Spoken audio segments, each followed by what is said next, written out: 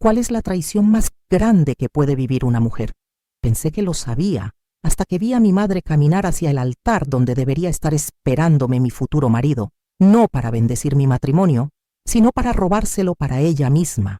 Esta es una de las historias más devastadoras y perturbadoras que he compartido en este canal. Una historia que me ha tomado 60 años reunir el valor para contar, porque involucra la destrucción completa de todo lo que una mujer puede amar y confiar. Es la historia de cómo una madre puede convertirse en el peor enemigo de su propia hija, y cómo una hija puede transformar su dolor en el arma más letal que existe, la paciencia. Mi nombre es Mercedes, tengo 82 años, y durante 6 décadas he cargado el peso de una venganza que planifiqué con la meticulosidad de un relojero y ejecuté con la frialdad de un verdugo. No busco absolución, no espero comprensión. Solo quiero que entiendan que hay traiciones tan profundas que cambian para siempre la química del alma humana. Era abril de 1963, cuando todo comenzó a desmoronarse, aunque yo no lo sabía entonces. Tenía 22 años, estaba radiante de felicidad, y faltaban exactamente 3 semanas para mi boda con Ricardo, el hombre que había elegido para construir mi futuro. Era abogado, venía de buena familia, y más importante aún, me amaba con esa devoción ciega que todas las mujeres jóvenes creen que es para siempre. Mamá había estado especialmente involucrada en los preparativos de la boda. Más de lo normal pensándolo ahora. Se había encargado de coordinar con el florista. Había supervisado cada detalle del vestido. Había insistido en conocer personalmente a Ricardo para asegurarse de que fuera el hombre correcto para su niña. En ese momento interpreté toda esa atención como el amor natural de una madre que quiere lo mejor para su hija. ¡Qué ingenua fui! Ricardo venía a casa frecuentemente durante esas semanas previas a la boda. Cenábamos los 3, hablábamos de nuestros planes, del apartamento que habíamos conseguido, de los hijos que queríamos tener. Mamá se mostraba encantada con él, hacía preguntas sobre su trabajo, se interesaba por sus opiniones, lo hacía sentir como parte de la familia. Yo me sentía bendecida de tener una madre que aceptaba tan completamente al hombre que había elegido, pero había señales que debería haber notado. La manera como mamá se arreglaba más de lo usual cuando sabía que Ricardo venía, cómo se las ingeniaba para quedarse a solas con él, cuando yo tenía que salir por cualquier razón, la forma en que sus conversaciones se extendían hasta altas horas, mucho después de que yo me fuera a dormir. Pequeños detalles que mi mente enamorada interpretaba como hospitalidad maternal, no como lo que realmente eran. Los primeros movimientos de una seducción calculada. Mi madre tenía 45 años entonces y seguía siendo una mujer hermosa. Papá había muerto cuando yo tenía 18 y ella había rechazado a varios pretendientes durante los años siguientes, diciendo que se dedicaría completamente a criarme y asegurar mi futuro. Pensé que esa dedicación era admirable. No sabía que era estratégica. La semana antes de la boda, Ricardo comenzó a comportarse de manera extraña. Llegaba tarde a nuestras citas. Parecía distraído cuando hablábamos. Evitaba mis ojos de una manera que me hacía sentir incómoda. Cuando le pregunté qué le pasaba, me aseguró que solo eran nervios prematrimoniales, que todos los hombres pasaban por eso. Mamá confirmó su explicación con esa sabiduría maternal que yo nunca cuestionaba. «Es normal, mi amor», me decía mientras me ayudaba a ajustar el vestido de novia. «Los hombres se asustan antes de casarse. Es instinto, pero cuando te vea caminar hacia el altar, se va a dar cuenta de que eres lo mejor que le ha pasado en la vida». El viernes antes de la boda, 2 días antes de que mi mundo se desplomara para siempre, encontré a mamá llorando en la cocina. Cuando le pregunté qué le pasaba, me abrazó con una desesperación que no entendí hasta años después. «Mi niña», me susurró, «prométeme que siempre vas a recordar cuánto te amo, sin importar lo que pase, sin importar lo que veas o escuches. Recuerda que todo lo que he hecho en mi vida ha sido por ti». Pensé que era emoción maternal, una madre despidiéndose de su hija antes de entregarla a otro hombre. Me sentí conmovida por su sensibilidad, por la profundidad de su amor maternal. Qué ciega estuve a la verdad que se escondía detrás de esas lágrimas. El sábado por la mañana, día de mi boda, Me desperté con esa mezcla de nervios y euforia que toda novia conoce. El vestido colgaba en mi armario como una promesa blanca de felicidad futura. Las flores habían llegado temprano y llenaban la casa con su fragancia. Todo estaba perfecto, exactamente como lo habíamos planeado durante meses. Mamá había madrugado para ayudarme con los preparativos. Me trajo el desayuno a la cama, me ayudó con el maquillaje, me acomodó cada pliegue del vestido con el cuidado de un artista. Estaba más hermosa que nunca, radiante de una manera que no había visto en años. Pensé que era felicidad vicaria, la alegría de una madre viendo cumplirse los sueños de su hija. «Te ves hermosa, mi amor», me dijo mientras me ayudaba con el velo. La novia más hermosa que ha existido. Salimos hacia la iglesia en el auto decorado que Ricardo había alquilado para la ocasión. Mamá iba conmigo en el asiento trasero, sosteniéndome la mano, sonriendo con esa serenidad que yo interpretaba como orgullo maternal. No sabía que era la serenidad de alguien que ha tomado una decisión definitiva y está en paz con las consecuencias. Llegamos a la iglesia 15 minutos antes de la ceremonia. La nave estaba llena de invitados. Las flores adornaban cada banco. La música de órgano llenaba el espacio con esa solemnidad que hace que hasta el más escéptico crea en la eternidad del amor. Era exactamente como lo había soñado desde niña. Pero cuando llegué al vestíbulo y busqué a Ricardo en el altar, no estaba ahí. «Seguramente llegará en cualquier momento», me dijo mamá ajustándome el vestido una vez más. «Los novios siempre llegan a último minuto. Es tradición». Esperamos 5 minutos. Luego 10, luego 15. Los murmullos en la iglesia comenzaron a volverse audibles. Las caras de los invitados reflejaban esa incomodidad que precede al escándalo. El padre Martínez se acercó con esa expresión de preocupación pastoral que había perfeccionado en décadas de lidiar con crisis familiares. «Mercedes», me dijo suavemente, «¿has sabido algo de Ricardo? Su padrino dice que no ha llegado». Fue en ese momento cuando sentí la primera grieta en mi mundo perfecto.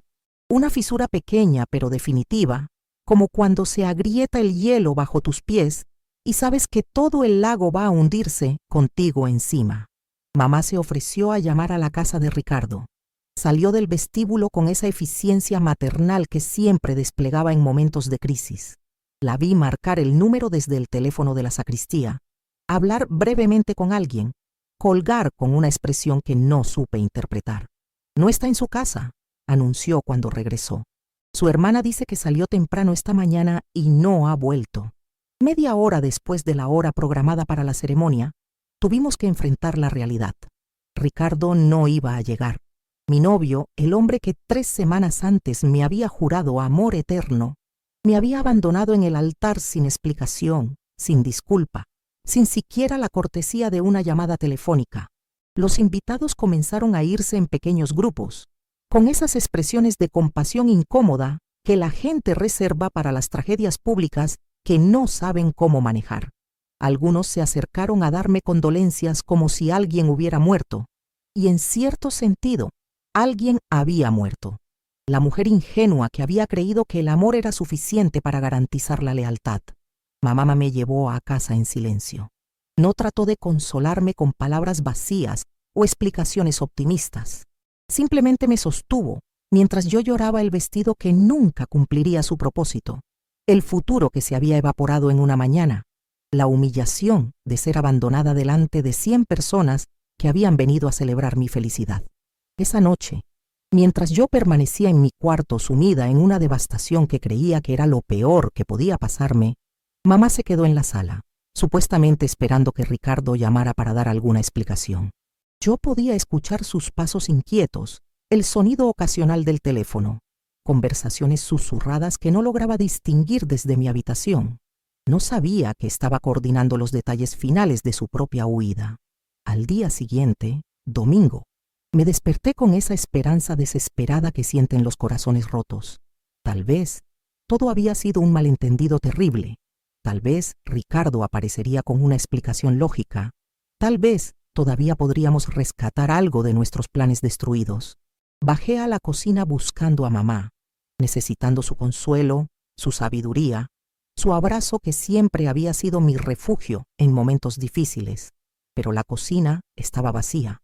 La casa entera estaba vacía de una manera que va más allá del silencio. Estaba vacía de presencia, de vida, de futuro. Encontré la nota sobre la mesa de la cocina, junto a mi taza de café favorita que mamá había dejado preparada como todas las mañanas durante 22 años. Pero esta vez, la rutina familiar venía acompañada de palabras que cambiarían para siempre mi comprensión del amor, la lealtad y la traición. Mi querida Mercedes, comenzaba la carta con esa caligrafía elegante que reconocería en cualquier lugar. Cuando leas esto, Ricardo y yo ya estaremos lejos. Sé que no puedes entender ahora por qué hemos hecho esto, pero algún día espero que puedas perdonarnos. Las palabras se difuminaron delante de mis ojos. Tuve que leer la oración 3 veces antes de que mi mente procesara lo que estaba viendo. Mi madre, mi novio, juntos, lejos. La carta continuaba con una explicación que era simultáneamente detallada y completamente insuficiente. Hablaba de un amor que había surgido sin que ninguno de los dos lo planeara, de la imposibilidad de negar sentimientos tan profundos, de la agonía de traicionar a alguien tan querido, pero la necesidad de seguir el corazón sin importar las consecuencias. Mamá había vaciado las cuentas bancarias, todas. La cuenta de ahorros que habíamos construido juntas durante años, la herencia de papá que estaba a su nombre, pero que siempre había dicho que era para mi futuro, incluso el dinero que los invitados habían traído como regalos de boda y que habían dejado en casa después de la ceremonia cancelada. Se habían llevado todo, no solo mi futuro marido y mi dinero, sino también las joyas de la abuela, los documentos importantes, incluso las fotografías familiares que eran lo único que me quedaba de papá. Habían borrado mi historia personal junto con mi futuro. Al final de la carta, mamá intentaba una despedida que supongo que pretendía ser maternal. Algún día entenderás que el amor verdadero no puede negarse, sin importar cuánto duela. Espero que puedas perdonarnos y ser feliz con alguien que pueda amarte como mereces. Me quedé sentada en esa cocina vacía durante horas, leyendo y releyendo esa carta, tratando de encontrar sentido a palabras que desafiaban toda lógica humana. Mi madre, la mujer que me había criado, que me había enseñado sobre moralidad y lealtad, que había sido mi modelo de fortaleza femenina, había destruido mi vida por un hombre que conocía desde hacía apenas unos meses. Pero más allá del shock, más allá del dolor, más allá de la humillación, había algo más creciendo en mi pecho, algo frío, calculador, paciente, algo que iba a definir el resto de mi vida de una manera que ellos nunca podrían haber anticipado. Esa tarde, cuando los vecinos comenzaron a llegar con esa mezcla de curiosidad y compasión que caracteriza a los pueblos pequeños, ya había tomado mi decisión. No iba a ser la mujer destruida que todos esperaban ver. No iba a convertirme en el objeto de lástima que susurraran en las calles durante años. Iba a ser algo mucho más peligroso. Iba a ser la mujer que había perdido todo y no tenía nada más que perder. Las primeras semanas fueron las más difíciles. Tuve que enfrentar la humillación pública, las miradas de compasión, los rumores que inevitablemente surgieron sobre qué había hecho yo para provocar que mi propio novio y mi propia madre me traicionaran de esa manera. Porque la gente siempre necesita culpar a la víctima. Es más fácil que aceptar que el mal puede golpear arbitrariamente. Tuve que vender la casa familiar para pagar las deudas que mamá había dejado. Tuve que buscar trabajo en una época donde las mujeres jóvenes solteras eran vistas con sospecha, especialmente si venían con el tipo de escándalo que yo cargaba. Tuve que reconstruir mi vida desde cero, sin dinero, sin familia, sin referencias que no estuvieran manchadas por la vergüenza de haber sido abandonada de la manera más pública y humillante posible.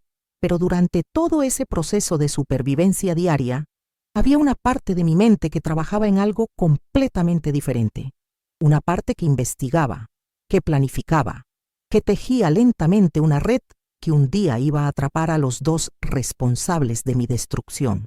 Contraté a un detective privado con los últimos pesos que me quedaban, no para traerlos de vuelta, no para pedirles explicaciones, para encontrarlos, para saber dónde estaban, cómo vivían, qué hacían con la felicidad que habían construido sobre las ruinas de mi vida.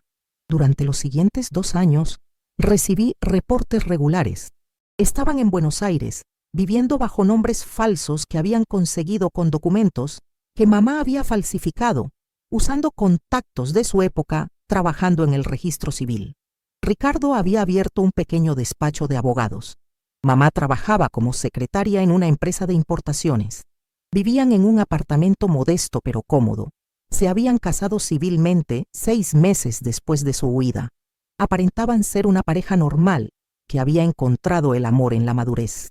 Según el detective, parecían felices.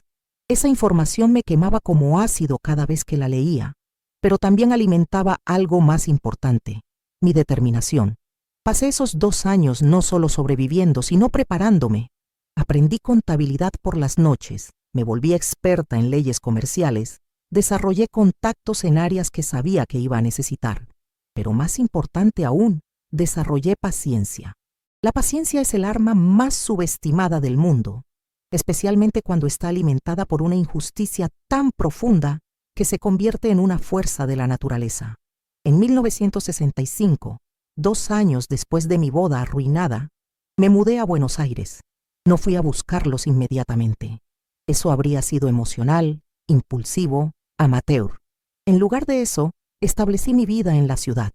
Conseguí un trabajo en un banco, desarrollé una red social, me convertí en una persona completamente nueva. Una persona que casualmente acabó conociendo gente en los círculos donde se movían Ricardo y mamá. La primera vez que los vi juntos, en una cafetería del centro, sintiendo que eran una pareja normal después de haber destruido mi vida, el dolor fue tan intenso que pensé que me iba a desmayar. Pero más fuerte que el dolor fue la satisfacción de verlos sin que ellos me vieran.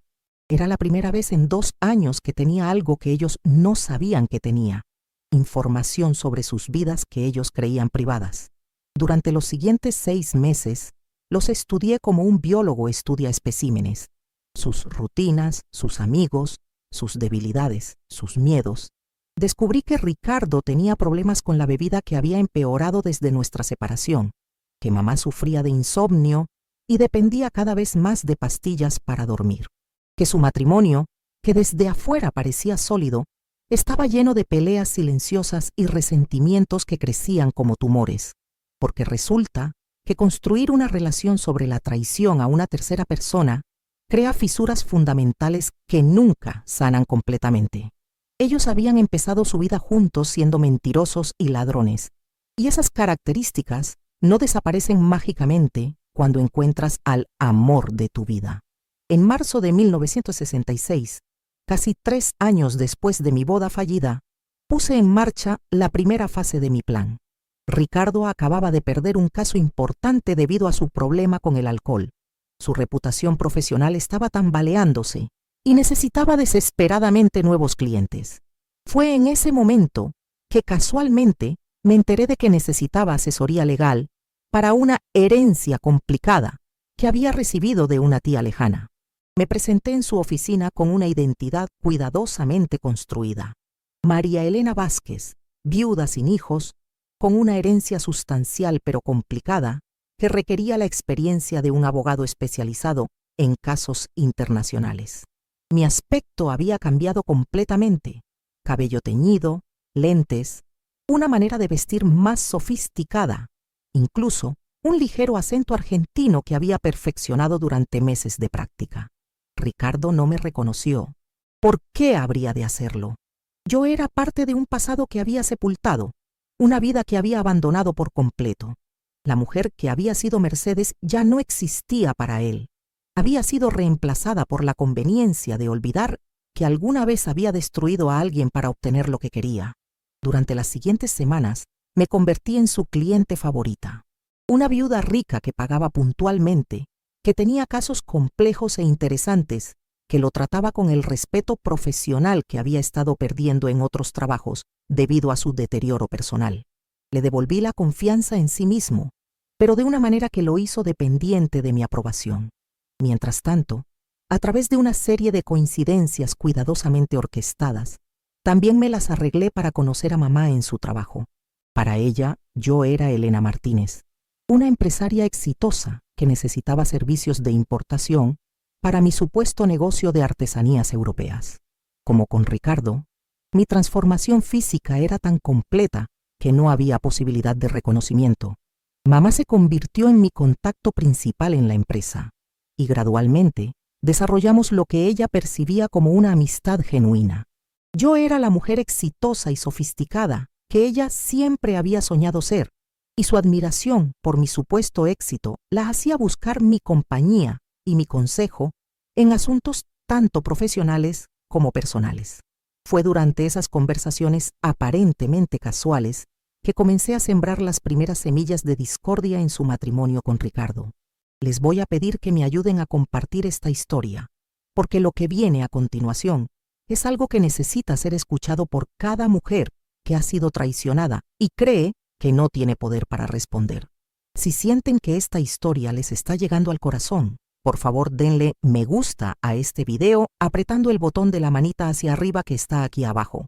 Y si quieren seguir escuchando historias de mujeres que transformaron su dolor en poder, que convirtieron su destrucción en determinación, suscríbanse al canal apretando el botón negro que dice suscribirse. Es muy sencillo, y así van a poder escuchar cada nueva historia que compartimos aquí. Lo que viene a continuación les va a chocar el corazón, porque cuando una mujer traicionada encuentra la manera perfecta de devolver el dolor, las consecuencias van mucho más allá de lo que cualquiera puede imaginar. Mi plan no era simplemente destruirlos. Cualquier persona vengativa puede arruinar una vida con suficiente rencor y descuido. Mi plan era mucho más sofisticado.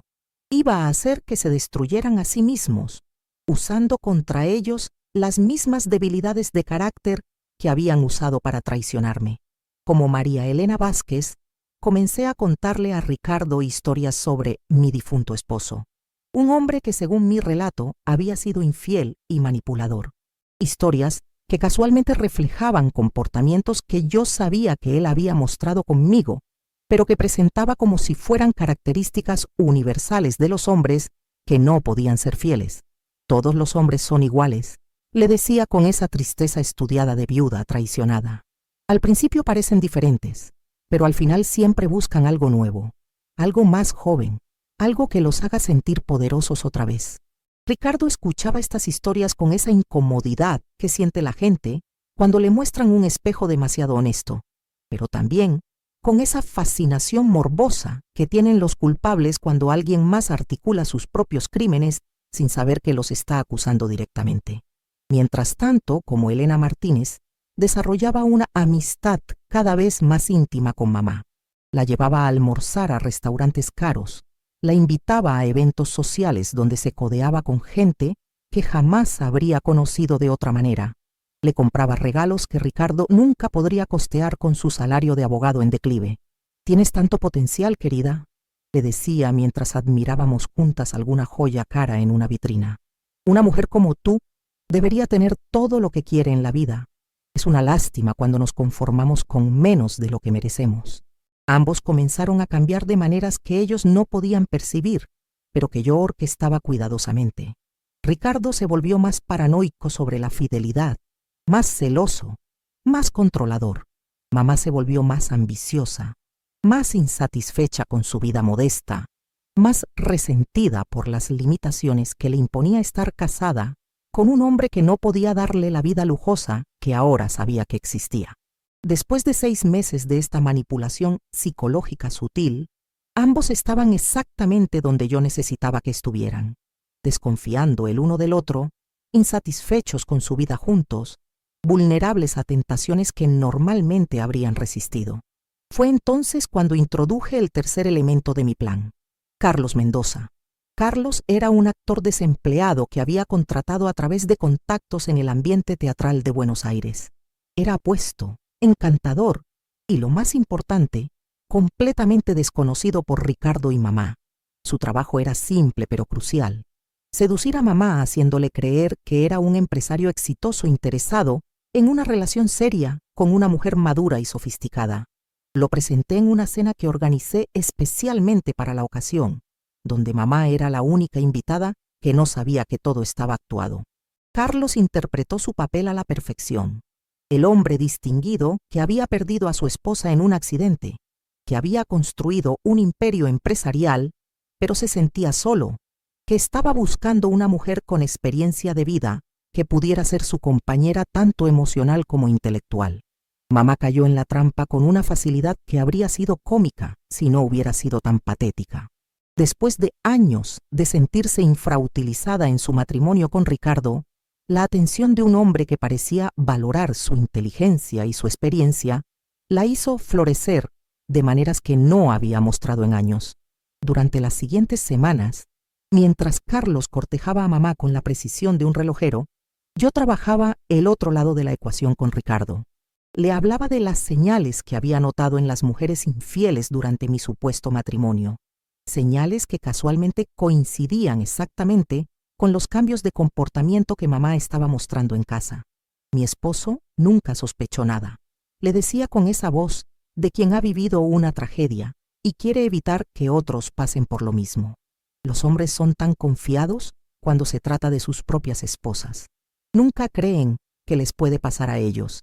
Un mes después de la introducción de Carlos, Ricardo me contrató para algo completamente diferente. Quería que investigara a su esposa.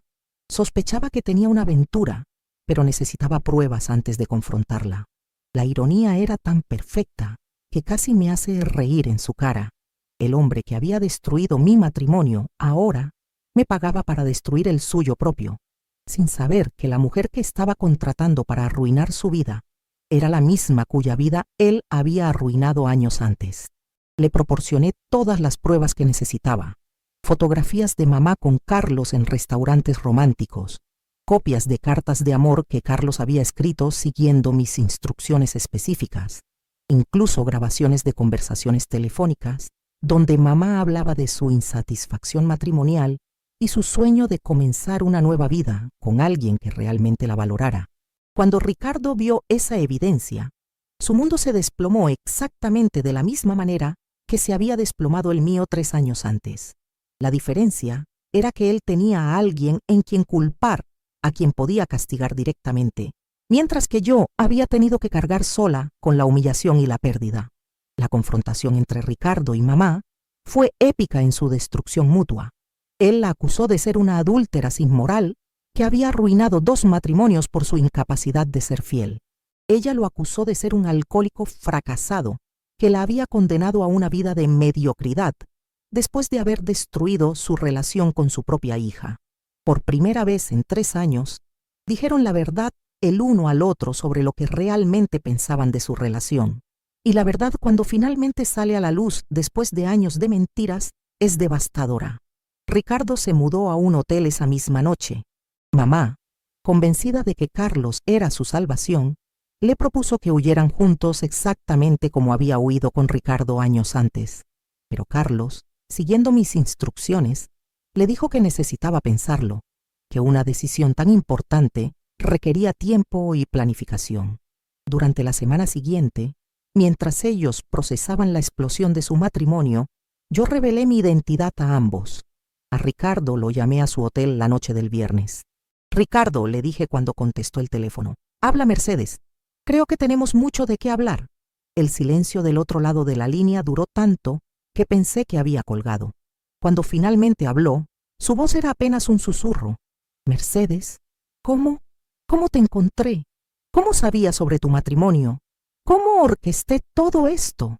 Le permití que la realidad se asentara lentamente. ¿Realmente creías que podías destruir mi vida y simplemente desaparecer sin consecuencias? A mamá la visité personalmente en el apartamento que había compartido con Ricardo. Cuando abrió la puerta y me vio parada ahí, la expresión en su cara pasó por toda la gama de emociones humanas en cuestión de segundos. Shock, incredulidad, reconocimiento, miedo y finalmente una comprensión terrible de lo que había estado pasando sin que ella se diera cuenta. «Hola, mamá», le dije con esa sonrisa que había perfeccionado durante 3 años de planear este momento. «¿No me vas a invitar a pasar?» La conversación que tuvimos esa tarde cambió todo lo que creía saber sobre mi propia madre, porque cuando finalmente la confronté con la devastación que había causado en mi vida, su respuesta no fue arrepentimiento o disculpas, fue justificación. «Tú eras joven, me dijo con esa frialdad que nunca había visto en ella antes. Habrías encontrado otro hombre, habrías tenido otras oportunidades. Yo tenía 45 años. Era mi última oportunidad de ser feliz, de tener amor verdadero. No tenía derecho a eso. En ese momento entendí algo fundamental sobre la naturaleza humana. Los depredadores nunca se ven a sí mismos como depredadores. Siempre encuentran maneras de justificar sus acciones, de convertirse en víctimas de sus propias decisiones, de culpar a otros por las consecuencias de sus elecciones.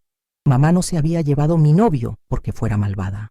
Se lo había llevado porque era egoísta.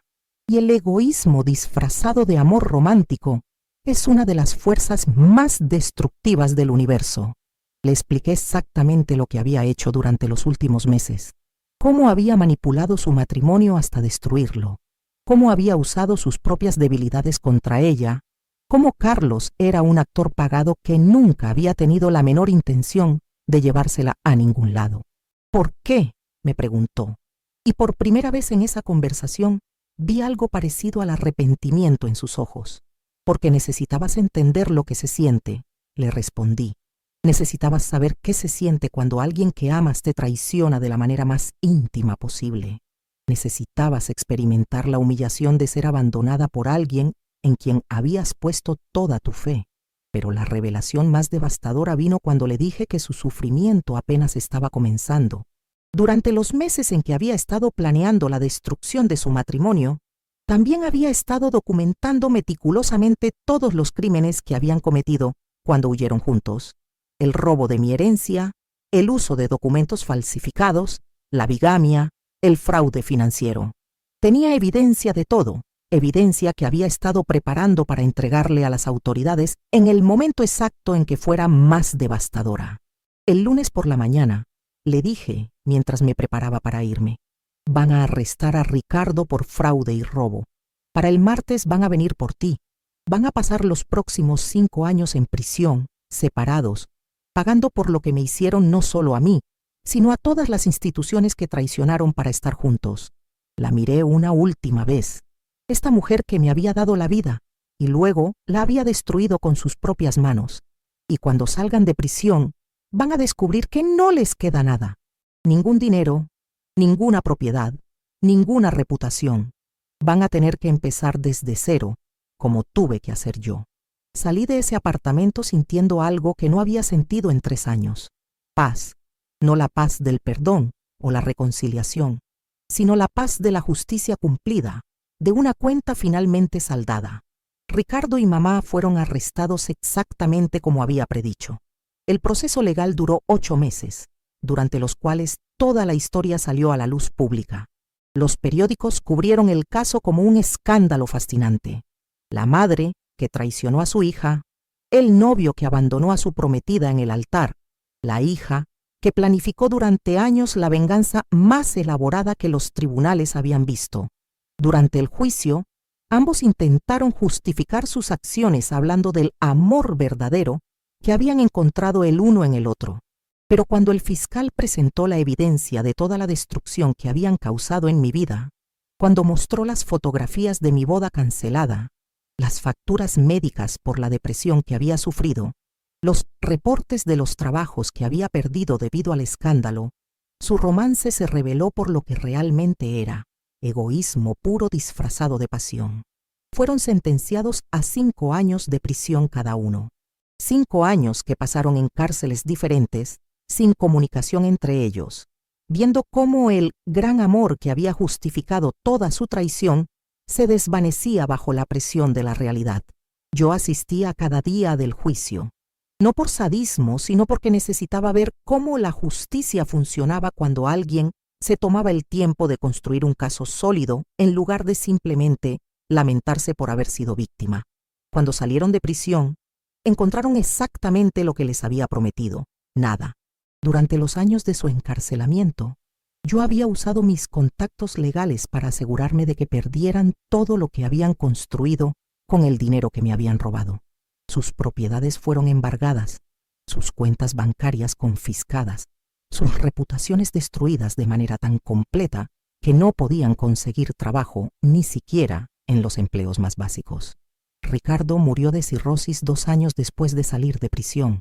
Su alcoholismo, que había empeorado durante su tiempo en la cárcel, finalmente cobró el precio que siempre había amenazado con cobrar. Murió solo en un hospital público, sin nadie que llorara su muerte excepto mamá, quien para entonces era una mujer rota que vivía de la caridad de parientes lejanos que la aceptaban más por obligación que por amor. Mamá vivió 15 años más, pero fueron 15 años de pobreza, soledad y arrepentimiento. No porque hubiera encontrado alguna comprensión moral de lo que había hecho, sino porque finalmente entendía las consecuencias prácticas de traicionar a la única persona en el mundo que realmente la había amado sin condiciones. Durante esos años intentó contactarme varias veces. Cartas pidiendo perdón, llamadas telefónicas suplicando reconciliación, incluso apariciones en mi lugar de trabajo rogando por una oportunidad de explicarse. Pero yo había aprendido algo fundamental durante mi proceso de venganza. El perdón es un lujo que solo pueden permitirse quienes no han sido traicionados hasta lo más profundo de su alma. No la perdoné porque el perdón habría requerido que olvidara, y yo no quería olvidar. Quería recordar exactamente lo que se siente cuando alguien que amas te destruye, para nunca volver a ser tan vulnerable, tan confiada, tan ingenua. Mamá murió en 1987, 24 años después de haber destruido mi boda. Murió sola, en un asilo barato, sin haber vuelto a experimentar el amor que había creído que justificaba todos sus crímenes. Yo me enteré de su muerte una semana después, cuando el asilo contactó a los parientes para arreglar el funeral. No fui a su entierro, no porque fuera cruel, sino porque ya había llorado por ella años antes, cuando entendí que la madre que había amado nunca había existido realmente. La mujer que murió en ese asilo era una extraña que casualmente compartía mi sangre, alguien que había elegido ser mi enemiga en lugar de mi protectora. Ahora, a los 82 años, cuando miro hacia atrás a esa joven de 22 años que vio su mundo desplomarse en una mañana de abril, siento algo complejo, que no es exactamente orgullo, pero tampoco es arrepentimiento. Siento satisfacción por haber demostrado que las víctimas no tienen que permanecer víctimas para siempre, que la paciencia y la inteligencia pueden ser armas más poderosas que la violencia o el abandono. ¿Hice lo correcto? Esa es una pregunta que cada persona debe responder por sí misma. Lo que puedo decir es que hice lo que necesitaba hacer para restaurar el equilibrio en un universo que había sido distorsionado por su traición. Ellos usaron mi amor y mi confianza para destruir mi vida. Yo usé mi inteligencia y mi determinación para devolver esa destrucción multiplicada por 10. ¿Era yo una víctima inocente que merece compasión? ¿O era una manipuladora fría que orquestó la destrucción de 2 personas durante años? ¿Era una heroína que demostró que la justicia es posible cuando el sistema legal no es suficiente? ¿O era una villana que convirtió su dolor en una obsesión destructiva? La verdad es que probablemente era todas esas cosas simultáneamente. Era una mujer que había aprendido que en este mundo o tienes poder o eres víctima del poder de otros. Y yo había decidido, después de años de ser víctima, que era hora de tener poder. Mi historia no tiene una moraleja simple, porque la vida no es simple. No es una historia sobre el bien triunfando sobre el mal. Es una historia sobre cómo el dolor puede transformarse en propósito si tienes la paciencia y la inteligencia para darle forma. Lo que sí puedo decir es que viví el resto de mi vida sabiendo que nadie volvería a traicionarme de esa manera. No porque fuera imposible traicionarme, sino porque había demostrado que las consecuencias de traicionarme eran demasiado devastadoras para cualquier beneficio que alguien pudiera obtener. Si mi historia les ha llegado al corazón, si creen que otras mujeres necesitan escuchar que es posible recuperar el poder después de haber sido completamente destruidas, los invito a dar me gusta a este video. Solo aprieten el botón de la manita hacia arriba que está aquí abajo. Y si quieren seguir escuchando historias de mujeres que transformaron su dolor en poder, que convirtieron su victimización en victoria, suscríbanse al canal apretando el botón negro que dice suscribirse. Es muy fácil, y así se van a enterar cada vez que publiquemos una nueva historia.